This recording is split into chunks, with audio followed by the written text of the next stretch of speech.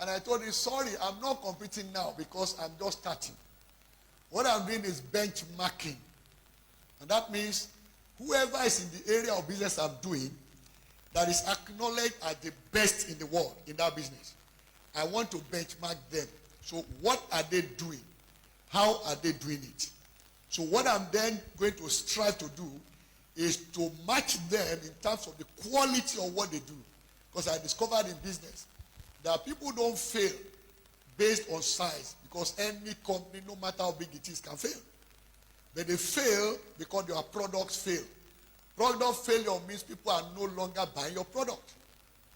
So I told him that. Then he asked me, who then are you benchmarking? I told him, Accenture. He looked at me like a madman. Accenture? How big is your company? Only three of us in BA Consult then. How can you be benchmarking Accenture? I said, well, I'm not benchmarking them based on resources. I'm benchmarking them based on what they deliver. So if I can get to that level of quality, the market will notice me. And then I want to drop this very quickly.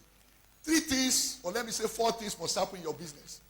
Number 1 is people must be aware of your brand. I call that brand awareness. Then, number 2, you must get to the stage of brand recognition, which means they not only are aware of what you do, they also recognize that business for what it does. Then, number 3, you must get to a point where your brand becomes attractive. It must become attractive. In which case, there are now things they see in your brand that makes them want to do business with you. And then you get to the place of dominance where your brand becomes significant. Now, brand significance is when everywhere there's a mention of what you do, everybody wants to deal with you. This is perhaps the 18th outlook on the economy I'm doing this year. We are just in February. And I've done this 18 times since the beginning of this year. And I've then lined up until March. So in which case, you must be known for something. That's where I'm going here. Your business must be known for something. Okay? So now, having established that, I also looked last year, I think about August last year, and sat back that, look, everywhere they call me, do economic outlook for us. Help us with our business strategy. What exactly is happening universally? I discovered 3 areas of deficit, especially in developing countries like our own. And now, let me also mention this. Anywhere there is deficit, there is a business opportunity. Okay? So, I found that what separates between advanced countries and developing countries like Nigeria are 3 things. Number 1, food deficit.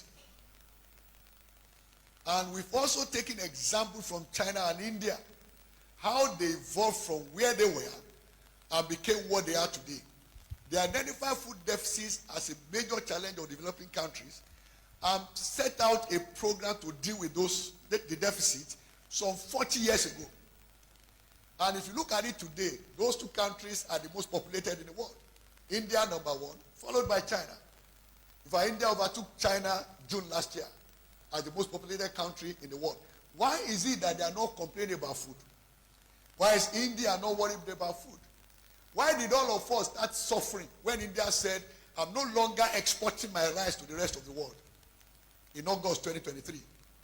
Because by then, India had built the capacity to feed its people and feed the world, up to the extent that 40.1% of the rice we eat in the world is from India.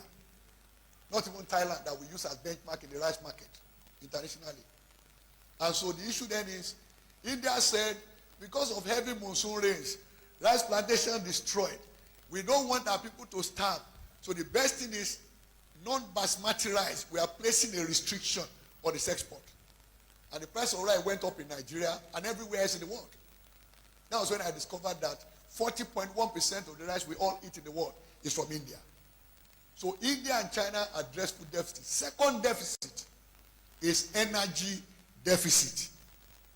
Insufficient power for our factories, our offices, our houses, churches. Even the energy we burn on the road, we call it fuel. All right? So there's that deficit also in developing countries. We see this year, for example, a change of the dynamics for Nigeria. With Dangote refinery coming on stream, as at last week, Dangote refinery was already at 550,000 barrels per day capacity utilization. So many people don't know that that has been a significant change for Nigeria. But you know what it means also? We used to import, and this is merchandise import, 39.1% of the fare we consume in Nigeria was imported. That is of our total merchandise import. Which means if Dangote is now producing that much and already exporting to other countries, jet fare, to Saudi Arabia for that matter. So what does that mean for Nigeria? That means the foreign currencies we need to pay for imported fuel will no longer be needed for that purpose. So that will reduce the demand for dollars. If the demand for dollar reduces, we know what that will do to our exchange rate. That's on the one side. Now, going beyond that, there's also what you call manufacturing deficit. And let me say something here about agric. The problem with us is that our agriculture coming from before independence in 1960 had been focused on export of raw materials and produce for the metropolis, as we called it then. The metropolis for Nigeria was UK, all right? So all we focused on in agriculture was to produce export crops. We didn't deal with food, all right? And that was sustained up until date. But now we encourage the current government to focus more on food. Now look at the food chains. That's an area of opportunity. Food chain doesn't require you to go and farm. It means anything involved in getting food to the table of the consumer is an activity that can be an opportunity for you. And there are many we know like that. Do you know that in Nigeria today, Nigeria is so attractive in terms of crop production that the company in Saudi Arabia came to buy over the largest agric enterprise in Nigeria, Olam. At first they bought 51%. 2 weeks after they came back and said, we want to buy everything. Then we sit down here and complain. All right? Now when it comes to manufacturing, our focus had not been very clear. And at a particular meeting early this week on Economic Outlook, I shared my experience. That was with FITC and CFA Society. And I told them that, look, I was part of a conversation in Paris in March 1990, where we had a conference to discuss how we can turn Africa to the manufacturing ground for the entire world. Think about it. 35 years ago. And where is manufacturing in Africa today? We are still rambling. So, again, for us, don't look at manufacturing as a big factory. Your own manufacturing can be cottage. Producing zobo, well packaged, you are in manufacturing. Okay? But let's go on. We deal with a lot more issues that we'll manage from that during the Q&A. Now, going global, what is happening globally? The major problem today, as we speak, is Trumponomics. That's what I call it. That's combined Trump and economy. So I coined a word, Trumponomics. What does it mean? When the man was campaigning, he said, when I get to the office, I will reduce the size of government. And he has already started doing that. You know what he did to FBI? He asked all the staff of FBI, I give you 48 hours. Indicate whether you want to continue or whether you want to leave. If you leave now, I will pay you for 9 months. 9 months salary, you take it and go. But if after the deadline, the window closes, and I choose to sack you, you are your own. Okay? And he did that this week. Finished it on Thursday. All right? And he's doing that in different other government departments. He said, that's not the only thing I'm going to do. I'm equally going to encourage investment that Nigeria as a country, which is now on observer status with BRICS Plus, we should strengthen our relationship with members of the BRICS Plus to start with. They already have done that, the members. What they do is they trade now with each other in their own currencies. Which means if we sell our crude oil, whoever wants to buy should bring naira. If we want to buy from any member of Rich Plus, we pay them in their currency. So everybody gradually will ignore the US dollar. That's where the strength comes from. The US dollar is strong because all of us use it in international trade. In any money you borrow from anywhere, accounting is done in US dollars. Even you take your company, the balance sheet in Nigeria, you convert to dollars. All of us work so hard. We come to the figure of our gross domestic product. We also put it in dollars.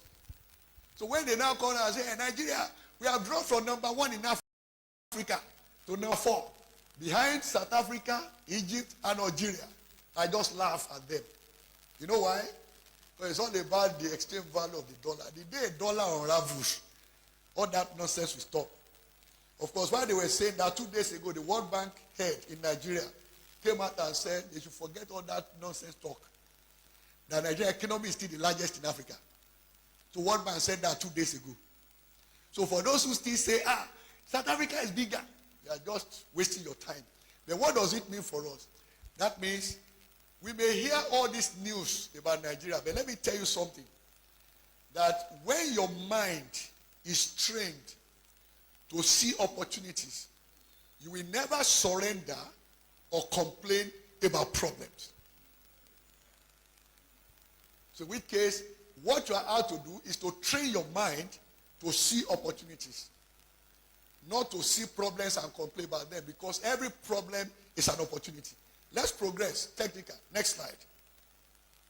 It came with a lot of reforms, but I'll make reference to only 2 here. We all know about first subsidy removal, so that's an old story, it's an old tale. Price of fuel won't go back to 400 naira per liter, forget it. And I've always said this to church members.